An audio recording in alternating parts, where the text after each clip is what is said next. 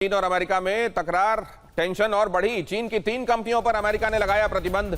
ईरानी सेना की मदद के आरोप में बैन लगाया गया। ट्रंप के बीजिंग दौरे से पहले यूनाइटेड स्टेट्स का बड़ा एक्शन। अब जरा यहां पर यह भी देखिए, एक तरफ यात्रा और दूसरी तरफ हंटर भी चलता जा रहा है।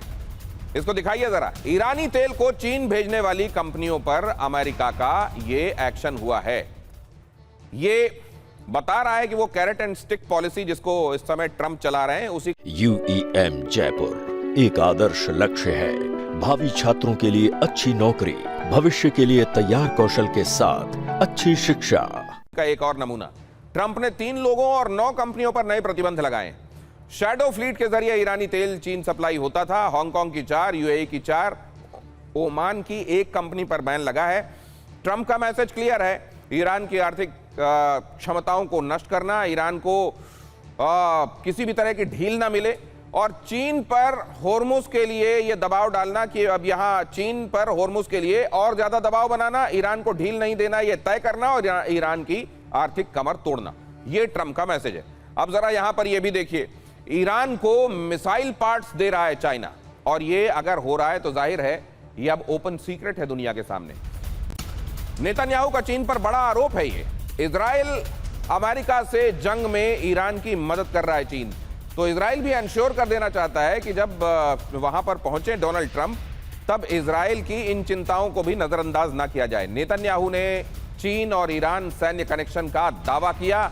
नेतन्याहू ने कहा, इससे ज्यादा अभी कुछ नहीं कहूंगा, कि वो मिसाइल कार्यक्रम में मदद कर रहे हैं ईरान की। अब जरा यहां यह भी देखिए, ट्रंप की चीन यात्रा का असली गेम समझने की कोशिश करते हैं। चीन को टैरिफ में रियायत दी जा सकती है, क्योंकि ये डोनाल्ड ट्रंप की आदत है, कहीं ढील दो और कहीं पतंग को खींच दो। यहां इसलिए ऐसा किया जा सकता है ताकि चीन ईरान पर थोड़ा दबाव बनाए कि अमेरिकी हितों के संदर्भ में अमेरिका चाइना के जरिए ईरान पर दबाव बना सके, इसलिए टैरिफ पर थोड़ी रियायत दी जा सकती है। ट्रंप को लगता है कि चीन का ईरान पर सबसे ज्यादा प्रभाव है। जो भी चाइना की तरफ से कहा जाएगा वो ईरान मानेगा ही, उसको नजरअंदाज नहीं कर सकता। ईरान के जरिए मिडिल ईस्ट में चीन की स्थिति और मजबूत हुई है, और जाहिर है इसीलिए चाइना इस मौके को और ज्यादा भुनाना चाहता है, और अमेरिका यह चाहता है कि यहां जो इनका दखल है, यहां इनका जो से है, यहां जो इनका इन्फ्लुएंस है, उसको अपने हितों के लिए मैं इस्तेमाल कर लूं। ईरान का हल ढूंढने के लिए ट्रंप ताइवान पर ढील देने की बात भी कर सकते हैं कि अच्छा चलिए, ये जो हम आर्म्स डील करने वाले थे उनके साथ, अमुक हथियार कुछ दिनों तक हम नहीं देंगे, तब तक आप ये बातें कीजिए।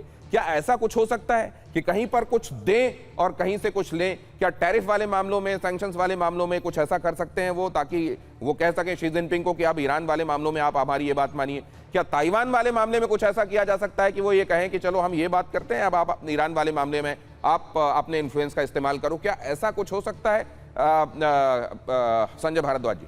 देखिए, मुझे नहीं लगता कि अमेरिका ताइवान के मुद्दे पे कहीं कोई कंप्रोमाइज़ करेगा। देखिए, अमेरिका के पास 3 वेपन है, सैंक्शन, टैरिफ और जो उसका सॉफ्ट पावर स्ट्रेटेजी, इसमें डेमोक्रेसी और ह्यूमन राइट्स, उसको लेके वो इंटरनल जिस तरीके के अपना काम करता है, और काफ़ी देशों में अमेरिका ने काम किया है। ईरान में भी कोशिश किया कि वहाँ पे डेमोक्रेसी, लिबरल्स को आगे बढ़ाया जाए।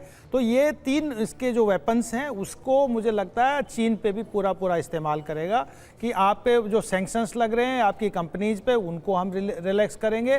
जो टैरिफ का मुद्दा था, जो 100% से ले जाके फिर नीचे लेके आए, वो मुद्दा आएगा। तीसरा जो बड़ा मुद्दा है कि हम आपका डेमोक्रेसी, ह्यूमन राइट्स और वो सब मुद्दों पे हम बात नहीं करेंगे, जैसा आपका चल रहा है चले। और आप ये जो ईरान में जिस तरीके की गतिविधियां, ईरान के आप जो तो ये बात तो सर, ये बात तो खुद चाइना समझ रहा होगा कि भैया अगर तुमको बार्टर ही करना है तो फिर ऐसा बार्टर करो जो बराबरी वाला हो। ऐसा ना हो कि तुम 5 रुपए देकर हमसे 50 वाला माल ले लो। अब जरा देखिए, चीन दौरे से पहले ईरान की ट्रंप को चेतावनी, सीज फायर को जीत बचाकर प्रचार ना करें, सीज फायर को जीत ना बताएं। खामेनेई के सलाहकार अली अकबर वेलायती ने कहा, जीत का खोखला प्रचार करके बीजिंग न जाएं, हमारे संयम की परीक्षा ना लें ट्रंप। तो उधर ईरान भी लगातार पोस्टरिंग कर रहा है। अब जरा यहां पर यह देखिए, होर्मुज संकट किसके लिए ज्यादा खतरनाक है, किसके लिए ज्यादा खतरनाक दिखाई दे? असल में देखिए, ऐसा नहीं है कि अमेरिका ने अगर होर्मुज में ब्लॉकेट कर दिया है तो अमेरिका को नुकसान नहीं है, या ईरान के लिए है तो ईरान को नुकसान नहीं है। चाइना देखिए, 45% तेल इसी रास्ते से जाता है। अमेरिका खाड़ी के सहयोगियों के लिए